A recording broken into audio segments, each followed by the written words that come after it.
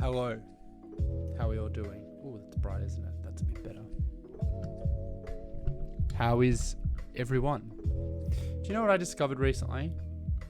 That my microphone, believe it or not, is not omnidirectional, but is actually directional. Meaning that if I have it even slightly turned around this, you can't hear it as well, and then you lose me, and you lose me still, and you lose me still, but I'm back when I'm here. If I can get it back around. Oh my god, no I can't. There we go. Hello everyone, how are we all doing? Camwilson here, Twitch streamer, internet reporter. A bit of a sad boy today, not because I'm suspended from Twitter, which we'll chat about, but actually because one of my dogs, Rambo, is unwell. He's sick. I've had a shocking day. I got woken up at like 6:35. I'll tell you guys this. We'll keep this between us. I don't want to tell everyone, but I got woken up at 6:35 because I'd set up a radio interview with ABC Radio Melbourne. I do that kind of regularly, talk tech stuff. Last night at like 9:30 when I was going to sleep, I sent them the topics that I wanted to talk about, or the stories. I was like, here's a couple. I hadn't read them, but I was set to get up at like 5 to go to the gym and then be ready to chat to them afterwards.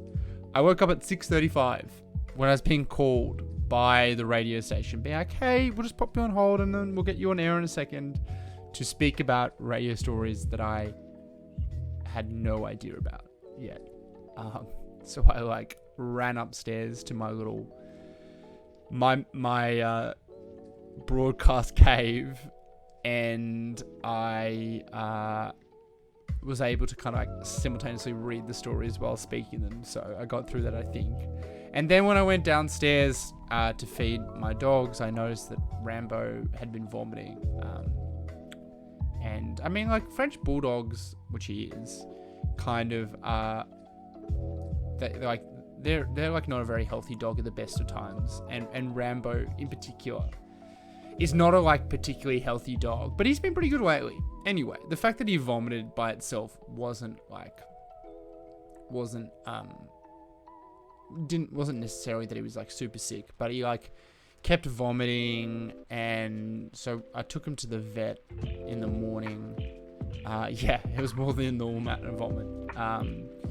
And I was worried because he'd eaten some paper towels. Like apparently if you like, something I've always been worried about is dogs can get stomach blockages where like if they eat something, or even if their stomach like twists around, particularly in French bulldogs, it can block their stomach, and essentially they get bloated and can die pretty quickly. So I've always been like scared about that. So took him there. Turns out his stomach is kind of like, it was like making gurgling noises, which means it's still working supposedly. So they gave him a kind of like shot to help with the vomiting, and said maybe it's just because maybe it's partly because he picked up a bug at the same time he was eating the paper towels. But and then when I brought him home, he literally he went to bed and hasn't moved all day, which is making me feel, I'm sure he's fine. He barely had an appetite for dinner tonight. So I'm just worried about him because he's precious and he's a little, vulnerable boy, and I care about him. I love him. Meanwhile, Donnie's totally fine. He's bouncing off the walls, but it makes me. I get very sad and emotional when I think of my dog being sick. Even like, I'm sure he'll be fine. Like, I'm pretty sure this exact thing has happened before, but no, poor Rambo. He's not loving life at the moment. So yeah, that's kind of got me. So sorry if I'm a bit downbeat. Yeah, it is. It is awful when pets are sick, particularly because so Rambo, I think I've told people this before, is like not like when he was really young, he was bullied by other dogs, but when he was at the breeder, and even since he was young, he like has never he's always been kind of traumatized, and so when he's in pain, he thinks someone is hurting them, so he can get quite like snarly and aggressive. and he's just like, he's upset and angry tonight. And so with his little, with little energy, he's kind of like acting out, which is not sad for me because, I mean, it doesn't matter, but like sad for him because it makes me so upset to think that he thinks that me or someone else is hurting him. And you can't, that's the thing with pets, kids, before they can talk. You can't like if you accidentally kick them or if something happens and they get hurt, you can't explain that it was an accident, and that makes me really sad. So yes, not a super exciting cam note to start off on, but I thought I would explain why I'm feeling a little bit low energy, and I'm sure he'll be fine. He'll be fine. He'll probably just sleep it off, fine tomorrow. Like, what are you worried about? What are you all sad about? But we got some other stuff to talk about. We'll talk about how... I want to quickly dive back into COVID stuff a little bit because numbers have been going back up. And I don't know about you guys, but pretty much when I got my vaccine, like, it's like my mind, a little bit, not entirely, but like 60% made like COVID a muted word, where someone said it, I was like, oh yeah, but didn't really like... I kind of was like, whatever. But yeah, no, I think we should dig back into it because it's picking up at the moment. Let's talk about, I'm interested in how the government is so, like, they're so into these voices of independence. And I'm also a little bit interested in how these independents are being covered as well. I think they're really like, I think they're fascinating. I think they're fascinating. They can tell us a bit about politics and also about journalism at the moment. And I have a hot take that I want to share with you all on that. Also, we got some fun content to try and to finish it out as well. So we'll get to some upbeat stuff. Before I talk about why Twitter is trying to censor me, may I remind you all that if you're someone who has an Amazon Prime subscription, you can subscribe to me. Kicks me a few dollars, kicks Regina a few dollars for her moderating and all the help she does. That would be nice. It doesn't cost you anything. You can just subscribe by pressing subscribe down below and logging in with your Amazon Prime. And the other thing is follow my socials and follow my newsletter if you haven't already. Sorry, Regina, they, sorry.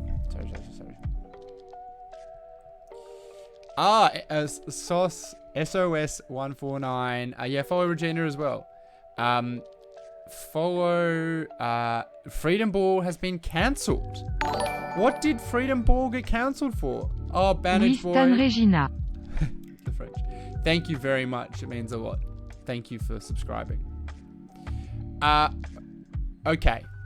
Shall we talk about why I am censored? So it was Sunday morning. I was kind of hungover. I rolled up out of bed, and I went to go check my phone, as I always do. I like to start off my day by ruining it, by like seeing what terrible things I've missed out that night.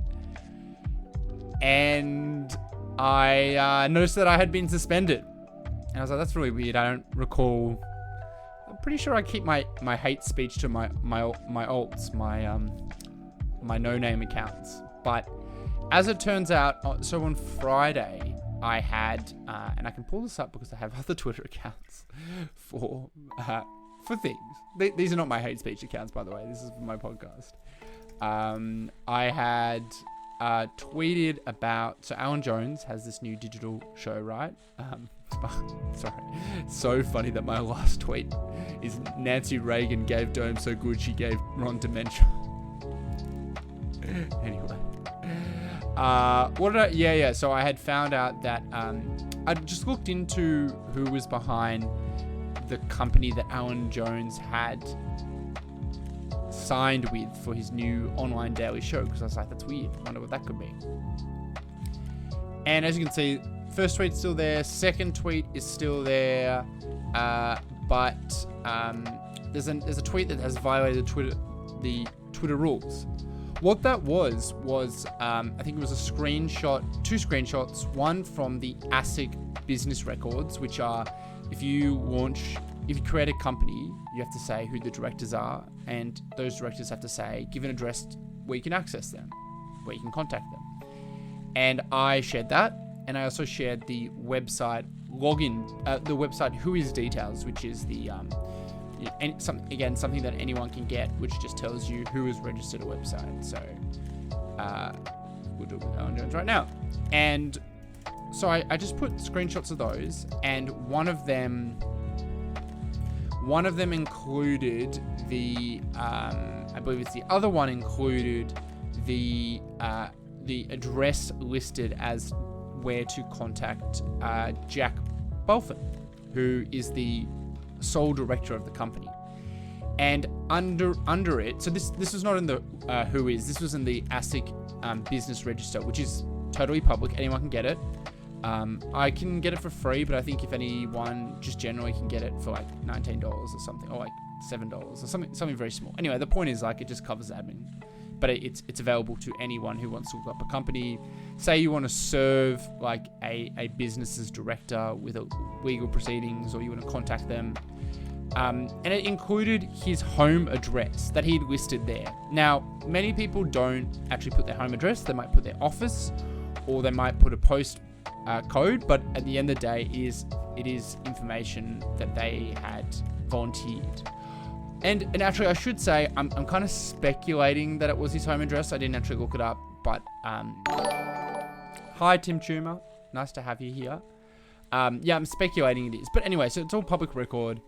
And yeah, Twitter suspended me for it because, so they have this policy. It's called the private information policy. I can pull it up now, actually. And what it is it's quite a, like, it's a policy with good intentions, right? It's a policy, the whole point is to try and stop people's private details from being shared by anyone. And that includes home address, driver's license, other stuff like this. And because, you know, Twitter has decided that it is not a good thing for, you know, just for, you know, people to share out there. But I do think that there is a news, there is a carve out for, we recognize there are instances where account holders may share images or videos of private individuals, such as in the aftermath of a violent event or part of a newsworthy event due to public interest value that might outweigh the safety risk to a person. So I thought that would have meant that I would have been under that, because surely this is information that he had volunteered and put out in public. We don't even know that it's his home address. It's just the address listed to contact him.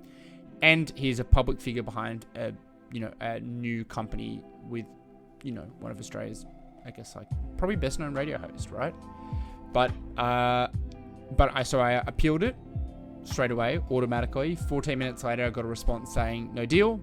And then I contacted Twitter, someone who I knew at Twitter, which, by the way, is totally like, it's kind of ridiculous that anyone can, that I can do that, because, I mean, most people can't do that. And the fact that I would be able to do that and potentially get out of the suspension because of that is kind of like, is actually not proof the system works. It's proof that the system doesn't work. But even still, they came back and said, hey, we still think that this violates the rules. All that to say is that I actually can get out of my suspension anytime that I delete the tweet. And between us, I probably will delete the tweet maybe tonight or tomorrow, because it didn't really matter that much to me. But it did just strike me as, like, you know, like, I get they probably have to draw the line somewhere, right? And they've got to make it, you know, making like policies have to apply to the, like, hundreds of millions of Twitter users.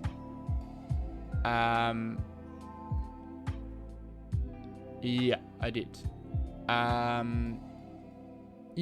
Using, you know, like, giving that policy it probably helps people in the full, but like something actually interesting happened recently, which is they expanded that policy to include pictures and videos of people, and those pictures, and so as soon as they expanded that, people who'd used Twitter to, for instance, document neo-Nazis, QAnon people, all those kinds of people, and documented them often like doing hate crimes, harassing people, that kind of stuff. They start to get their accounts suspended under this new rule, and it's really about the execution, right, and not the just the policy itself, because they do have carve-outs. And at the end of the day, all of these social media platforms are like they're moderated half by AI, and the other half is like like outsourced community moderators who, I don't know if Twitter has them in Australia. I know like places like like Facebook don't have them in Australia, they have them in other countries. It's not inherently worse that they don't have Australian people, but they might not understand the cultural context. They may not know who ASIC is when making a decision like that. So yeah, I mean, look, it's not really the end of the world. I'll delete it. It's not something I really want to die on a hill on, but it is it's just that reminder of like these platforms are, although there's like lofty goals, how it actually ends up working is there's people who may not be in your country, who obviously aren't familiar with your context all of the time, who are paid like $3 an hour, who are given, they have to get through 60 reports in an hour, so they've got 1 minute to think about each of them. I'm just speculating here, but I imagine it's probably not much. They're usually hired as contractors, they're not even like full employees. Like those are the people who are actually making the decisions about the platforms that we use. And you may not agree with them. I did see, so Mark said, but also several magnitudes more people will see the address on Twitter than on the ASIC database. That's true.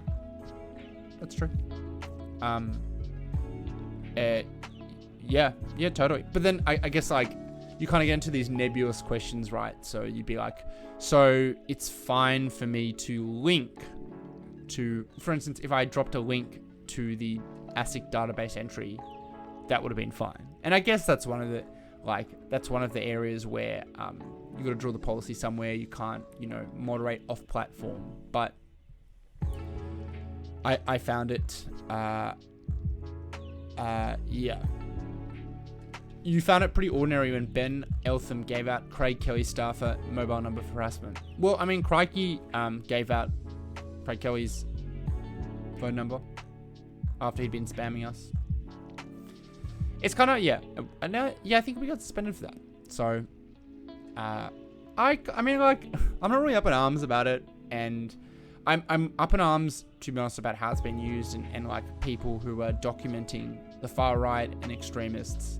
I'm upset about how it's been applied to them, but about me, I'm not that fussed. But makes a conversation. So here we are. Alrighty, how are we all doing? Are you enjoying Sad Boy Cam?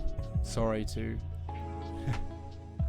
I feel a little bit low energy tonight, so thank you for bearing with me. Speaking of low energy, things to be morose about. Shall we hit what's going on with COVID?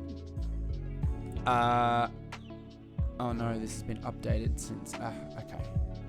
Hey, Chris Booth asked, does someone have to report it, or do they pick it up automatically?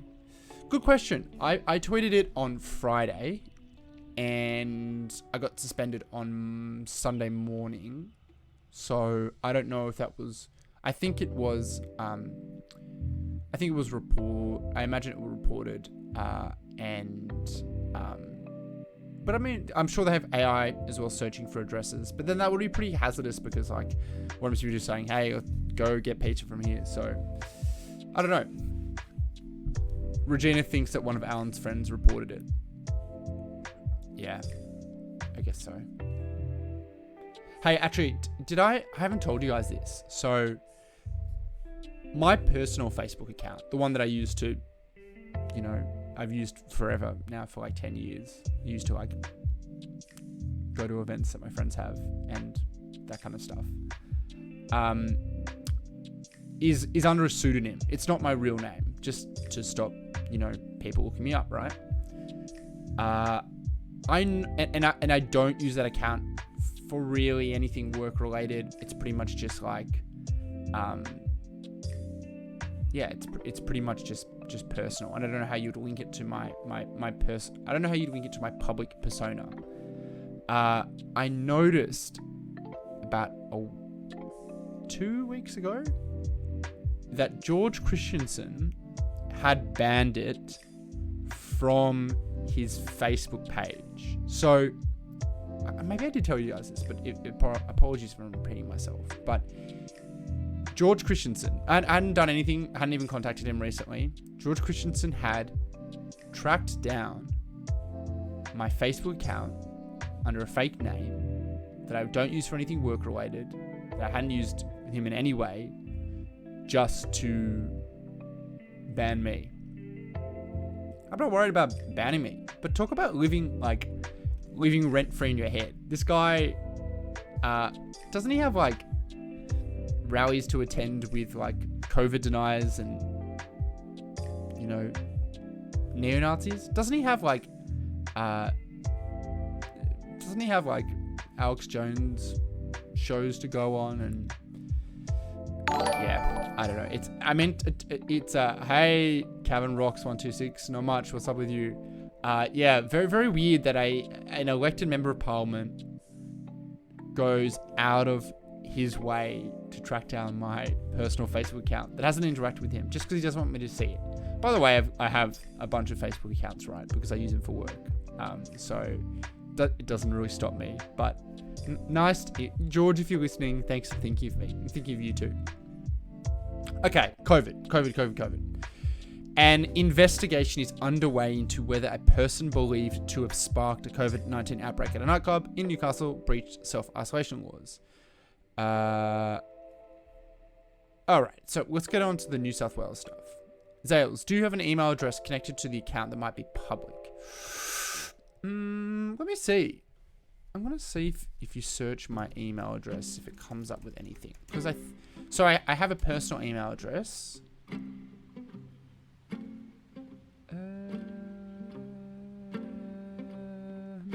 No. If you search my personal email address that I use for my account, again, not connected. So for some reason, George is sleuthing around in my personal affairs. What a weirdo. Anyway. Okay. On to, COVID. Well, let's refresh where we're at. This is New South Wales, but New South Wales will press ahead with plans to give a swath of freedoms to unvaccinated people tomorrow as the number of new daily COVID-19 infections rose to a 10-week high. A total of 804 new cases were recorded in the 24 hours to 8 p.m. Saturday, 21 of which were the Omicron variant, prompting the health minister to issue fresh warnings and fire one last broadside at people who had shunned the jab.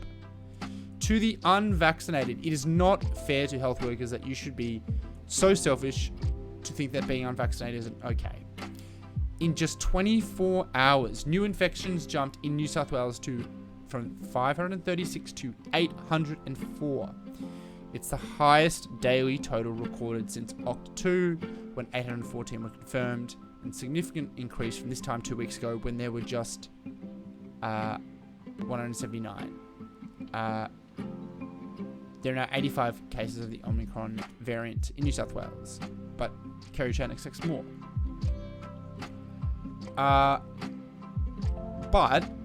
So that is scaring me. I don't know if it's scaring you as well, but I was like, but however, hospital rates remain low in the state, with 168 people currently being treated for COVID and 21 in the intensive care unit. This is the lowest number of patients in ICU since July 18. So we've got this all nifty chart here, and we'll go to some other charts there, but we're heading back up. It's probably important to note as well that things like ICU and deaths are what are known as a lagging indicator, meaning that like they come later. So like if you have a spike in cases, you're only going to get more people in the ICU and deaths later because that's further along the timeline. So you might, so like even though we like it, this isn't saying that we have 532 cases, but we're like pretty sweet. We're pretty chill for COVID. Like we're handling it well with hospitals because we actually don't know how the current caseload will affect our hospital load in the future. Should we dive into some of the data? This is from our good friend coviddata.com.au, run by Juliet O'Brien, who spoke to us on this podcast, on this stream before. Here is how we are going over the last 28 days nationally for COVID cases. And as you can see, things are heading up. Woo! New South Wales, which is the one that I'm worried about, obviously, because I'm in New South Wales, is heading up. But Victoria as well, which for a long time has been up there, is really just like, they are up there as well. Like they've kept up there for a while and they're still up. They're at 1,200 cases still, which is quite a lot. There's other stuff down here. Let me see if they're... where was... hospitalizations is... Look at the ACT if you want to feel better. Okay, I'll go back to that in a second. Hospitalizations still remain not super high, as you can kind of see. But, I mean, compared to where they were in September, which is good. Good to see New South Wales going down. But again, we see them picking back up, and that will be something that will come later as the things get worse. And again, ICU is picking back up as well. So, ventilator, COVID case in a ventilator. So, have I scared everyone? Have I made everyone worried about what's going to happen? Would I snort a line with Dan Andrews? I don't know if Dan Andrews would snort a line. He seems like the whiskey type to me. I'm supposed to look at the ACT data. ACT, baby.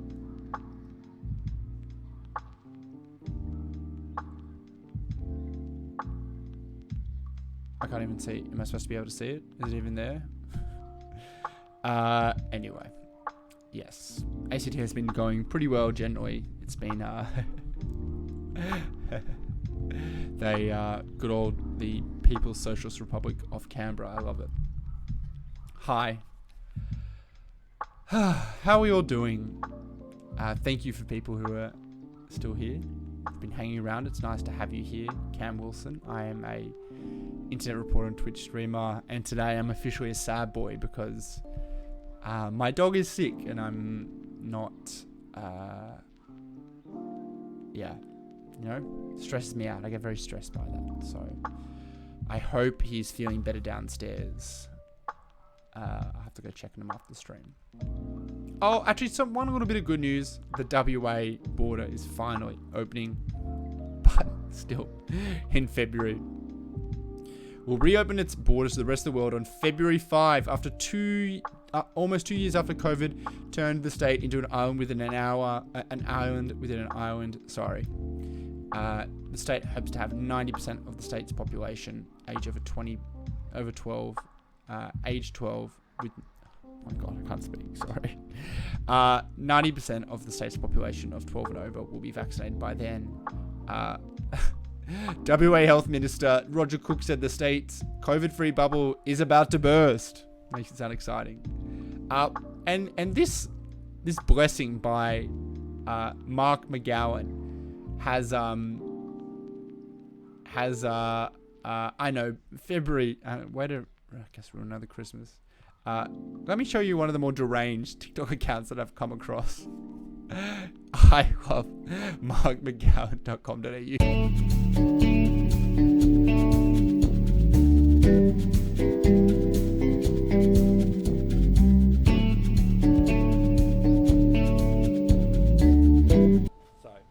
don't have a crystal ball.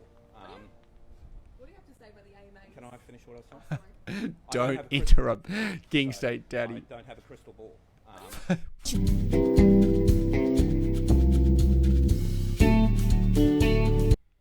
Right. This is more information than I needed. But, well, that's not. I still don't know what Daddy Mark means, and no one will explain it to me. Yeah, Daddy Mark. Daddy Mark means. Daddy Mark. Kate Walsh met Mark McGowan.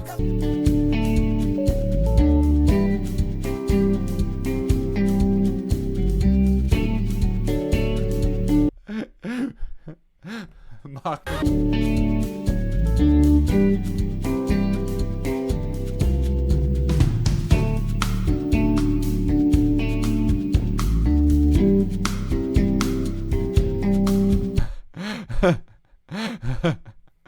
Oh my god, it's dragging.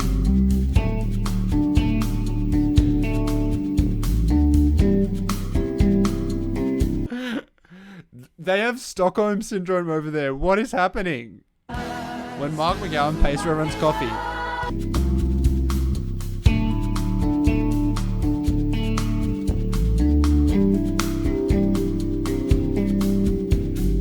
Who is doing this? I want to meet this person.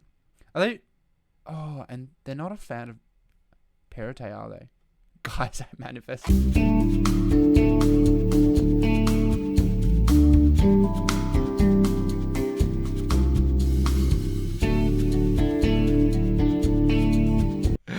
Oh man, Tim Smith's such an unfortunate looking person. Which is such a shame because he seems so lovely underneath, am I right? E8SJ840DS says, okay, maybe we should keep the border closed after all. You know what? I think there's something to that. I think you're right. I don't think this is not ironic.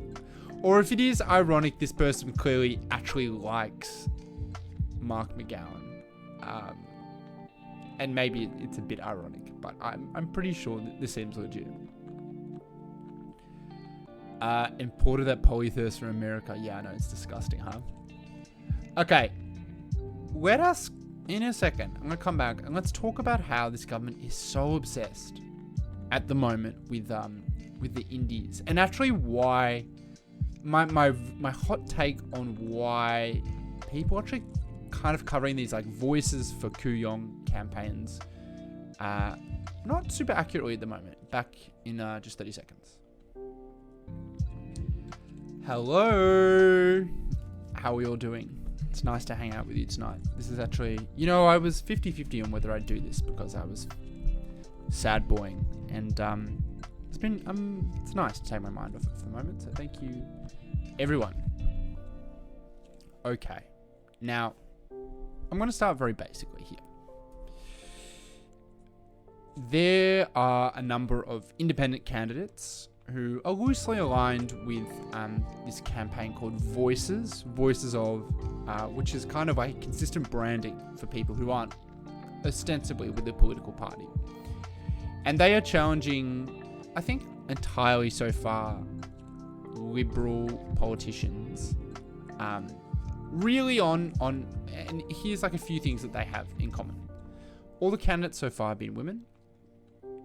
They are calling for a federal integrity, like anti-corruption commission, and they want the government to do more on climate change.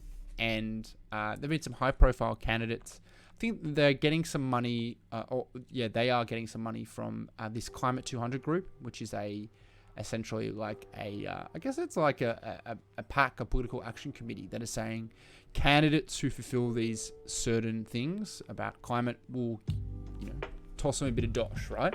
We'll give them some money. And they've gotten a lot of attention, I think, from the media. And also, they seem to have gotten a lot of attention from the government. There's been, over the last week or two, quite a lot from this government saying where this government, so people like Josh Frydenberg and Tim Wilson, have been saying these independents aren't actually independent at all. They're actually Labour and the Greens. Here we go. This is last week, or end of last week. Josh Frydenberg has slammed campaigns by high-profile independent candidates targeting Liberal MPs as a front for Labour and the Greens, which, if elected, would likely lead to a hung parliament and political chaos. In an exclusive interview with The Australian, the Treasurer defended the policies, blah, blah, blah, blah, blah. The independents are running campaigns across the country, but really they are a front for the Labour Party and the Greens. The campaign against me had a lot more in common with the Greens than it did with the Liberal Party. That they run on this idea of being a disaffected Liberal, that's BS. What they want to do is drag down the Liberal Party. What they want to do is wreak havoc on our political system. A hung parliament would be a terrible outcome for Australians. And then there was also Tim Wilson wrote this. Independents are more likely to hurt Labour and the Greens than the Liberals.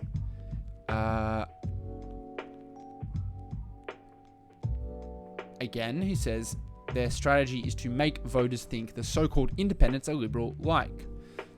This doesn't wash when so-called independent candidate for Goldstein, Zoe Daniel, admits she voted Liberal in 2016, only to vote for Labour and their retiree tax, lol, in 2019.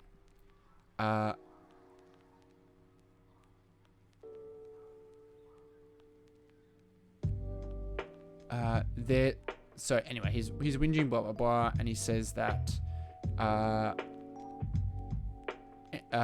he's got a bunch of, anyway, he wrote, the man wrote 1,400 words about how he says these people, including one who is being his, someone who is being his opponent, are actually hurting his other opponents.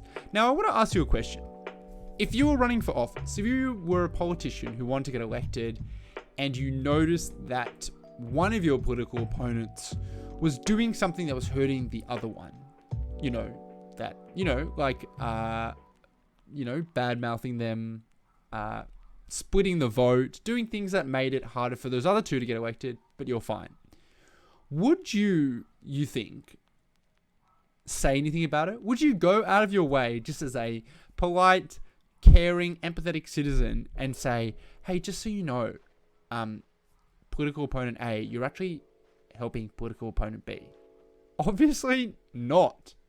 It's in this idea that he's trying to position that actually they're actually going to hurt Greens and Labour more than Liberals. Maybe true. We may never actually find out. We may, that may be the case. We certainly don't know for now. But if that is the case, why are you so worried about it? Shouldn't you be shouting from the rooftops? Or even better, shouldn't you be donating to Climate 200? They're nervous because these candidates so far that we've seen, I think really, here's the thing. We don't know much about them yet. That also makes sense. We don't know when the election is. We know it has to be in the next 7 months, right? But that's a long time. And so, we don't necessarily, it's not like they have failed not to have all their policies out so far. But they are announcing, these voices of candidates have been announcing every single week, getting attention. They're high-profile candidates. They've been getting lots of write-ups. And here's the thing. They say they are trying to do something on climate. They're saying a big thing about climate change. But they are not based on the standards of Australian political parties, our major political parties, they are more, I guess, technically environmental because, they, for instance, Zoe Daniel, she wants 50% reduction by 2030. That's more than Labour wants, 43%, or that's more than the Liberal Party projects at 30% by 2030. But all of those are still,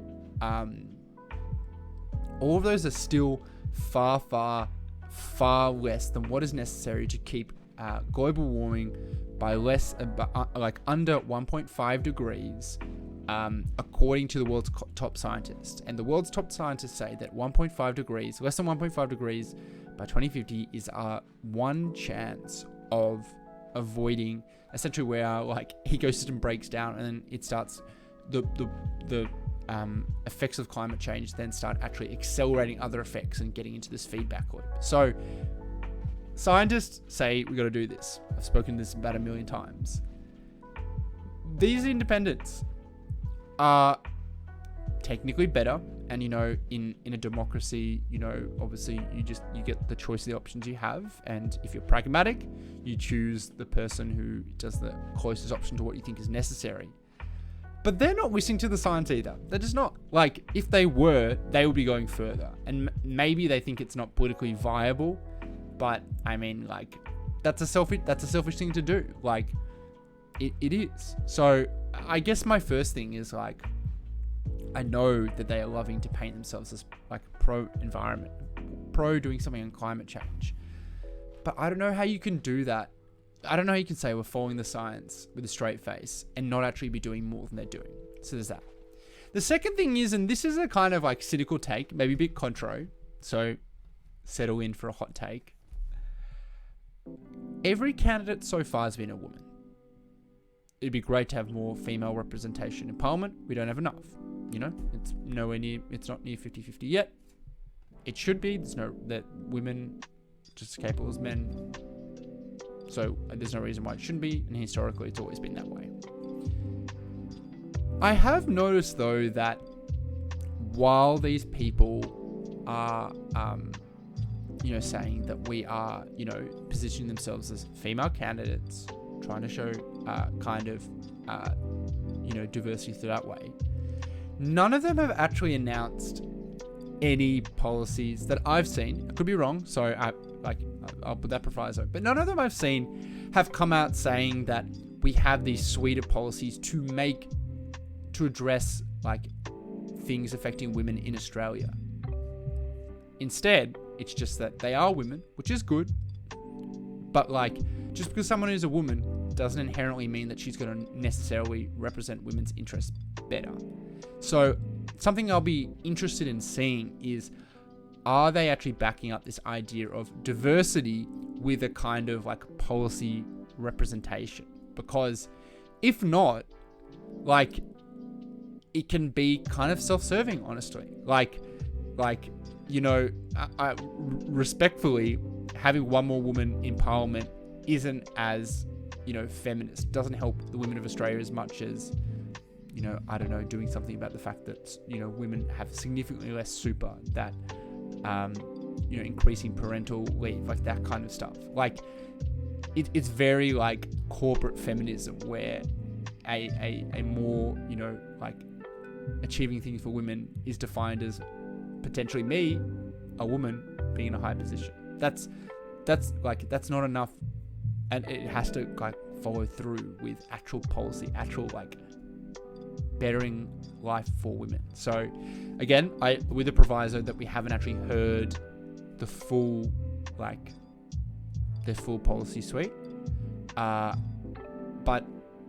I think it was Amy Ramikis who was talking about like something like called like tweeted about like crumb maidens or something. It was very like interesting. But the whole point is like, you know, like in any system, there can be people who represent diversity who uphold traditional power structures, and it is an achievement in itself to increase and improve diversity, and I think it is a worthwhile goal.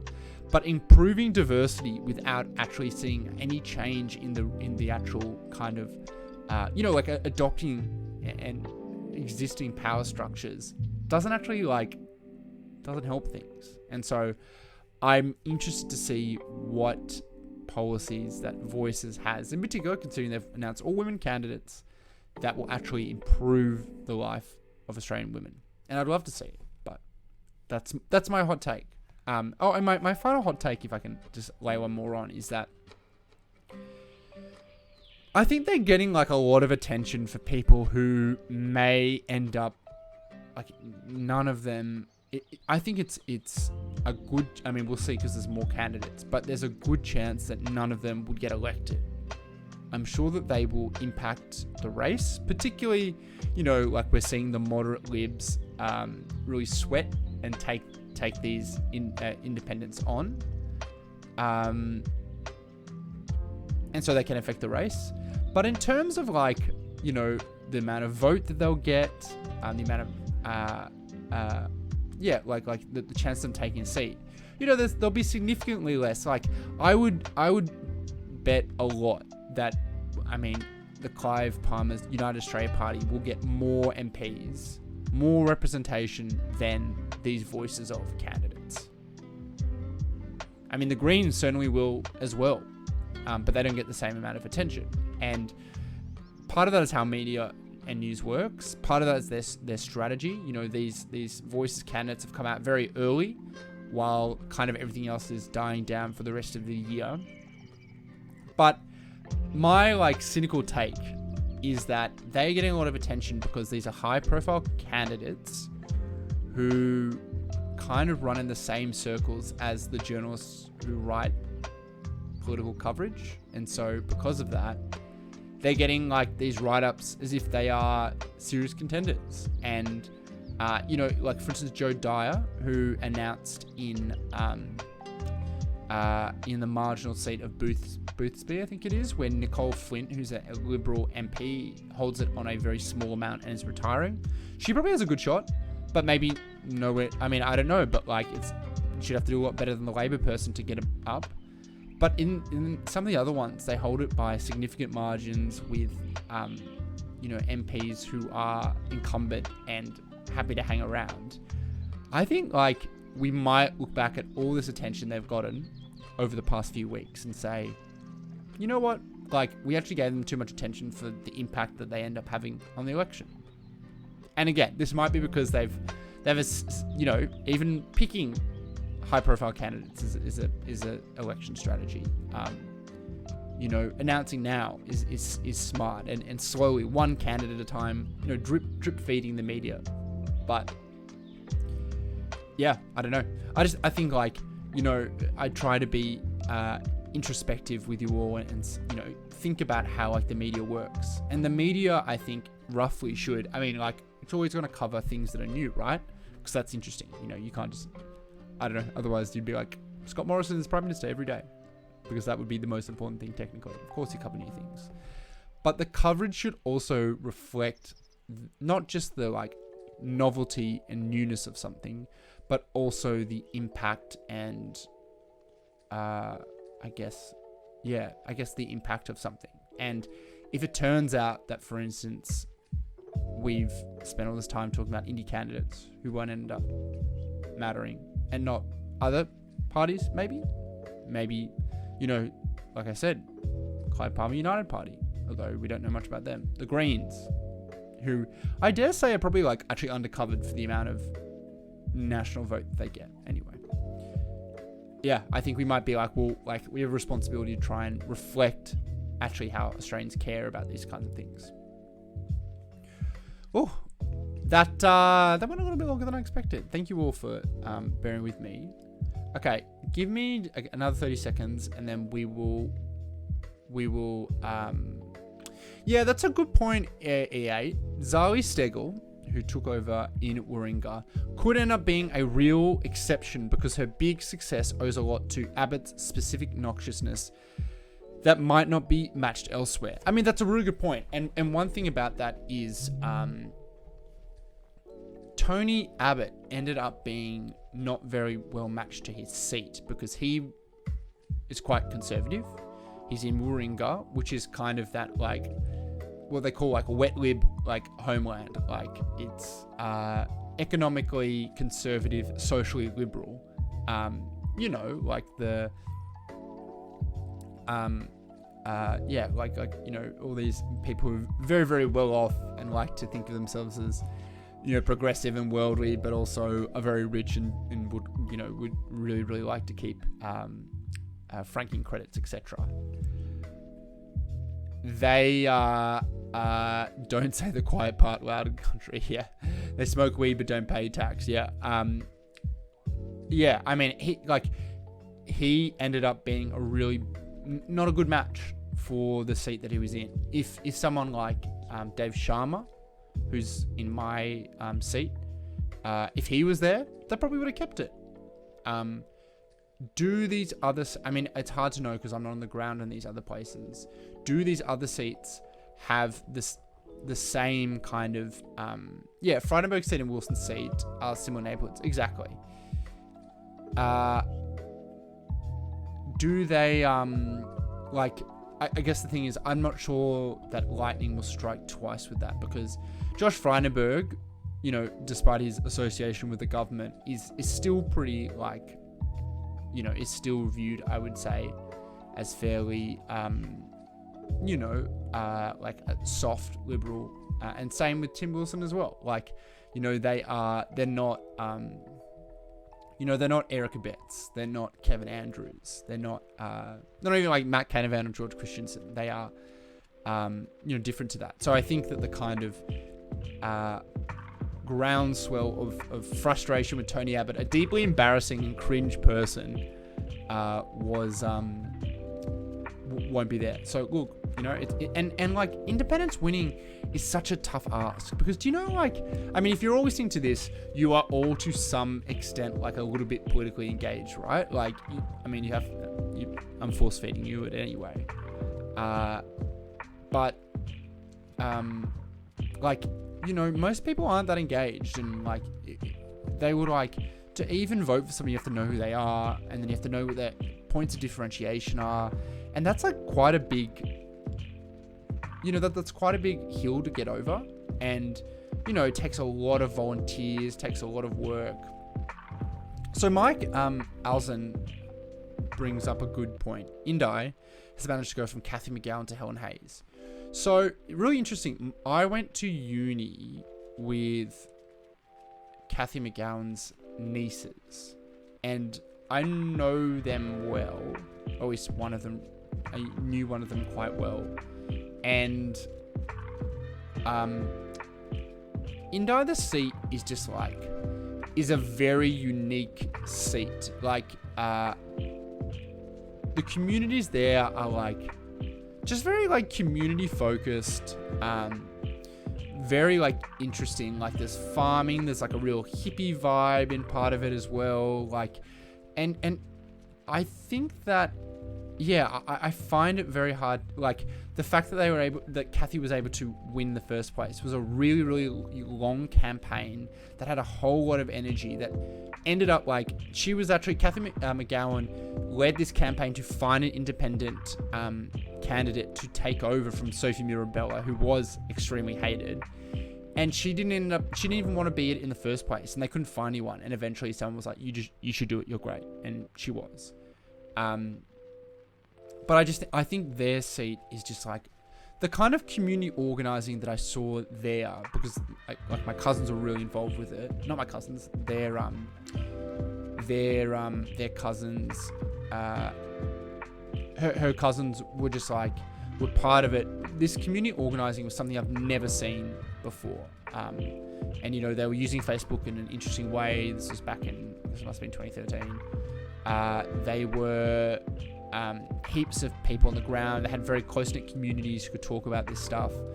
I think that's how it's been able to be handed over to Helen Hayes, because they have such a different,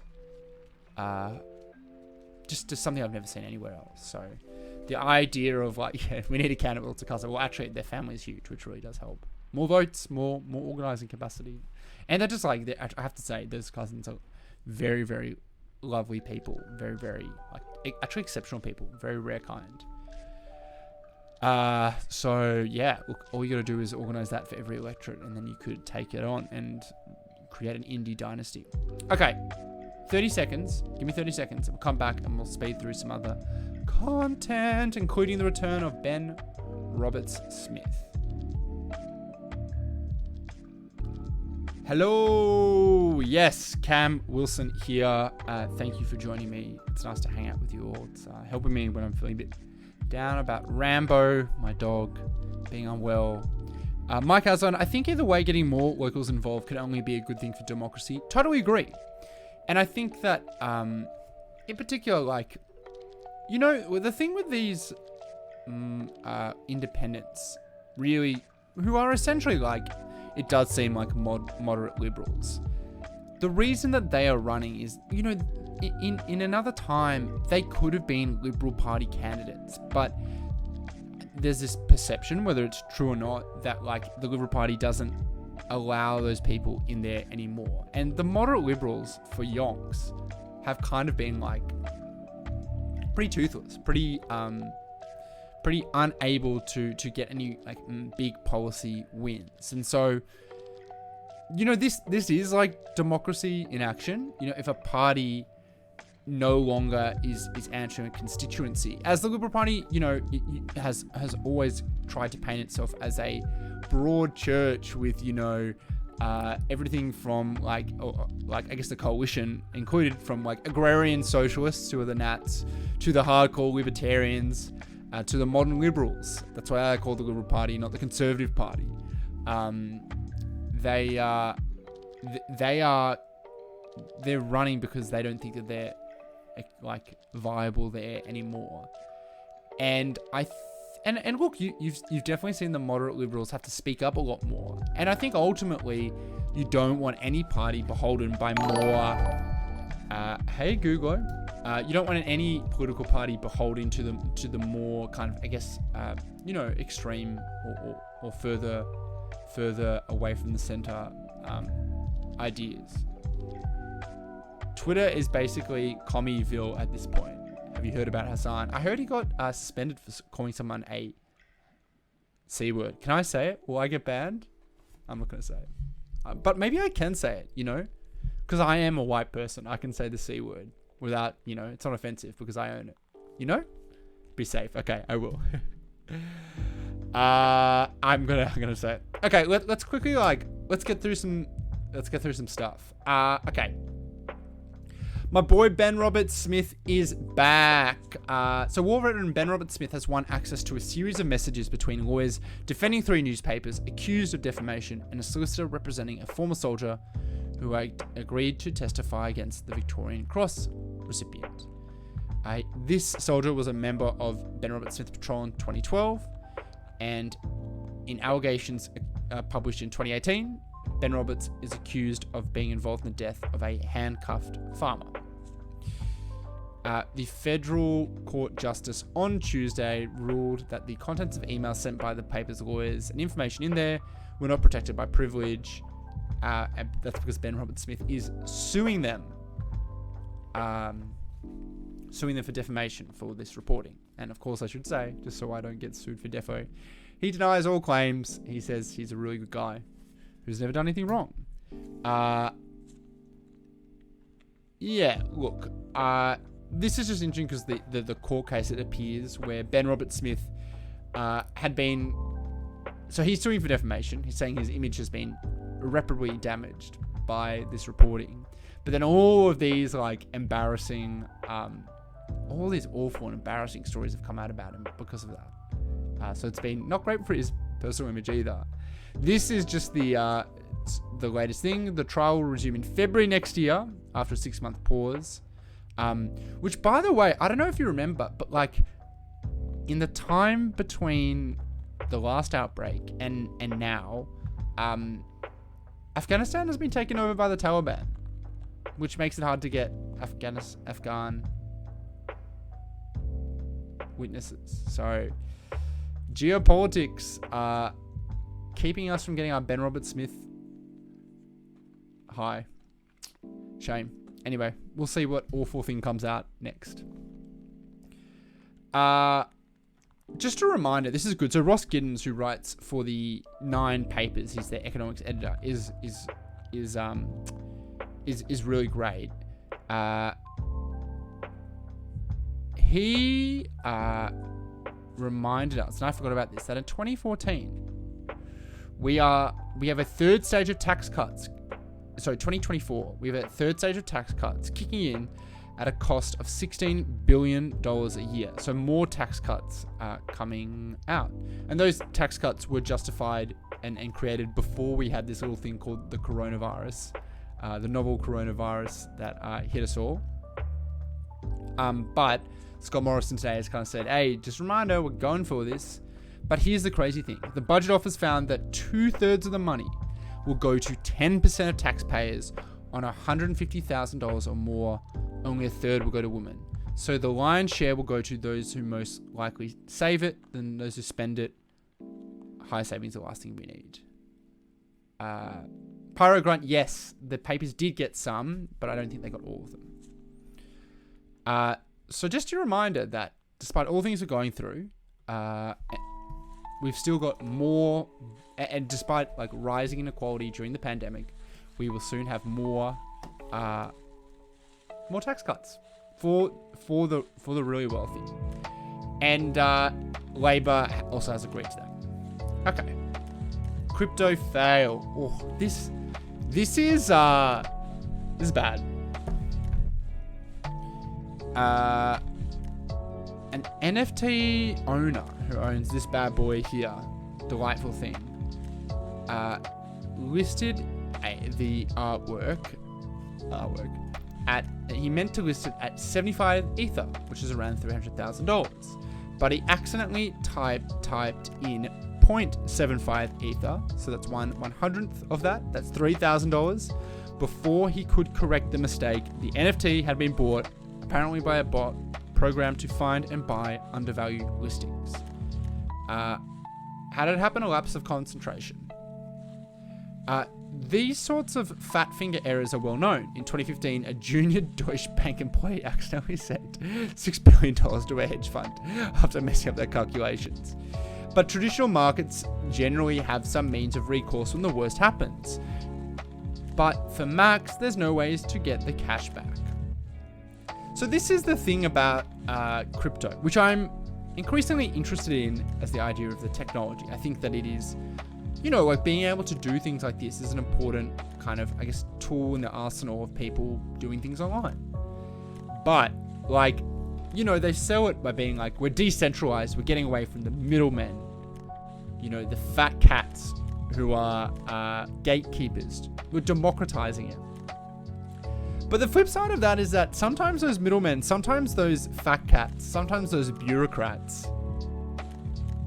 are quite useful for things like customer service and errors like this. I've had bank transactions that I did wrong overturned, and that wasn't for much, but that really helped. When it comes to crypto, if you make a mistake like that, that's just it. You could politely ask for it back, but you may not get it back.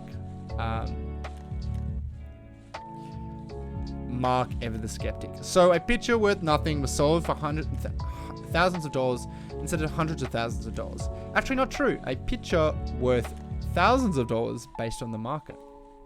We'll believe in the free market, baby. Just another proof of how, why decentralizing isn't always a good thing. Now, Christmas is coming, and I have a really important question. Have you thanked your landlord? Because if you haven't, you should really think about it. Here is a letter that was posted on Reddit from Brisbane that I think will give us some help when it comes to thinking about our dear landlords during this season. Good afternoon. The time has come again to start thinking about and celebrating Christmas. This year it has been particularly challenging for both our tenants and property owners alike, and we understand some tenants would like to thank their property owner for everything in 2021. The choice to be involved in this is 100% optional, and you are certainly under no obligation to do so. Our team are happy to facilitate the purchasing of a gift on your behalf and have it delivered to the property owner with a handwritten note to say thank you directly from you. The hampers will vary on the location of your property owner. See below for a few of the options. If you'd like to order a Christmas hamper for your property owner, please let me know which hamper you would like, and we will arrange for an invoice to be sent to you for payment. It needs to be paid within 7 days. Blah, blah, blah. Isn't that nice? It's really sweet. I had just been thinking, it's been such a tough year. A lot of people have had losses. People lost work, friends, family, out of touch, all the lost experiences.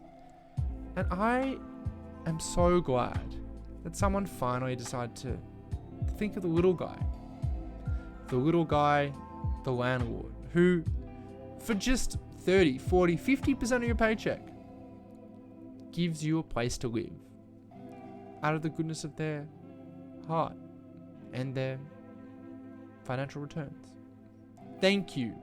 I personally will be getting that $115 all things golden hamper because they deserve it. Every time that they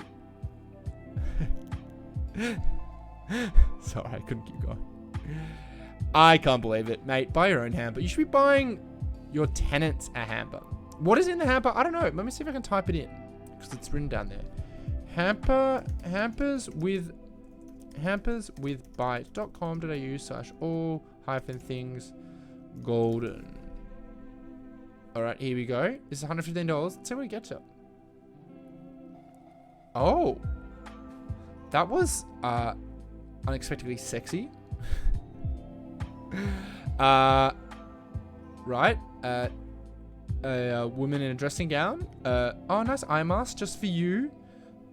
Friends to have champagne with. What's in the hamper? So you get sparkling wine, satin robe, eye mask, aroma diffuser, both a bath salt blend, white chocolate, raspberries, shortbread, peanut butter nuggets, Earl Grey tea. Ah, that is delightful. That is delightful. And that, you know what? That is what our landlords deserve. After such a hard year of, I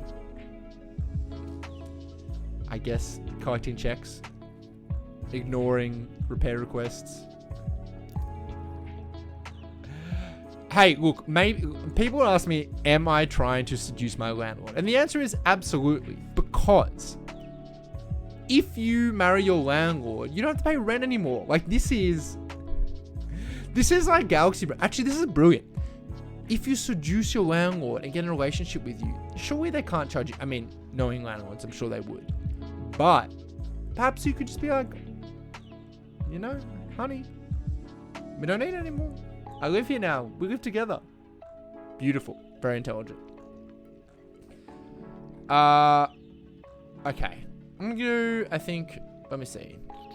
Yeah, let's do two more. We're gonna finish with 2 TikToks before I gotta get to sleep. Gotta check my boy as well. First one is, do you remember the greengrocer samurai guy? Well, he's still going strong.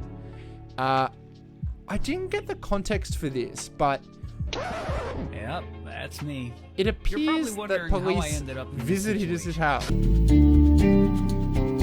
Oh, I can't do those sounds, can I? Because I'll get DMCA'd. Okay. Anyway, music. Just a normal guy, greengrocer. Just cutting up his fruit with samurai swords, and let's see if I can play this bit. Is it got St. Bernard's fruit and veg. Don't fuck with the marshal. Just want to fuck me around. You come in my shop and you don't go 1.5. I'll fucking melt you. Only joking. 2 specials here. Audi's gonna be fucking spewing because they're on this new bullshit energy saving shit. I'll shove this straight up your ass and then I'll flog you across the head, you dickheads. Pass the savings on my ass. Kapira's passes the savings on. $1.90 Chinese cabbage. $1.90 broccoli. Ooh. There's only a Not bad. pallet of this, 3 bins of that. Lettuce, $2. Plenty of it.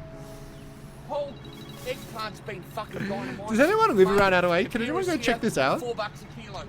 Have a look what started here. When I tell you I'm the fucking king, I'm the king of tomatoes. No fucker will beat me. $10 a box, ball. Go in, show me the The phone ringing in the background as well. Show me the quality. Here, magic. You want more? You fucking want more? There. That's how good my eggs are. I'm gonna fucking make an omelette later on with that. That's how good they are.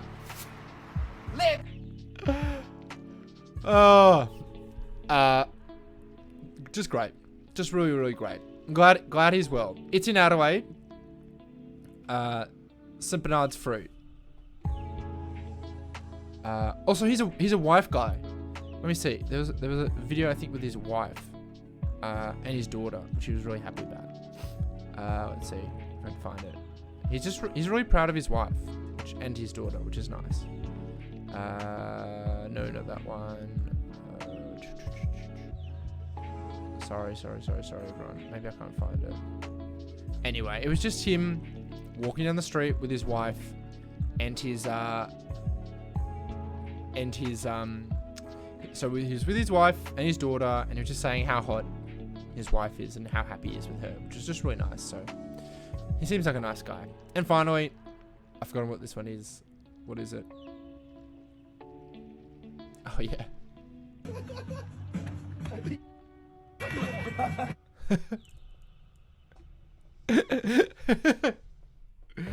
Just too drunk. Hell yeah. We love to see it. Beautiful. What a win. Alrighty, ladies, gents, non-binary folk. It's been nice. Thank you for hanging out with me. I've appreciated it. I was being a sad boy. I think this helped a lot. It's been nice to hang out with you. Maybe tomorrow I'll suspend my Twitter. Get some people to come hang out with us. To be nice. If you haven't already, please subscribe to my stuff. And yeah, also join the Discord. If you haven't, it's fun there. It's nice. This Discord has kept me sane while I've been stuck out of Twitter. What I've been doing is asking people to describe me what's happening on Twitter. I'm like, hey, is there drama? Can you tell me? Can you show me some good stuff? Yeah, no, it's been good. Now we should check out. Ooh, I don't know. Maybe, yeah. I always like helping the little guys. Let's go check out Smart Alec, who is playing Minecraft. Oh, sorry, Regina. I already chose someone. I wish I'll be back on Friday, and that probably will be my last stream of the year, I think, because I'll be away. So I'll see you then. Bye.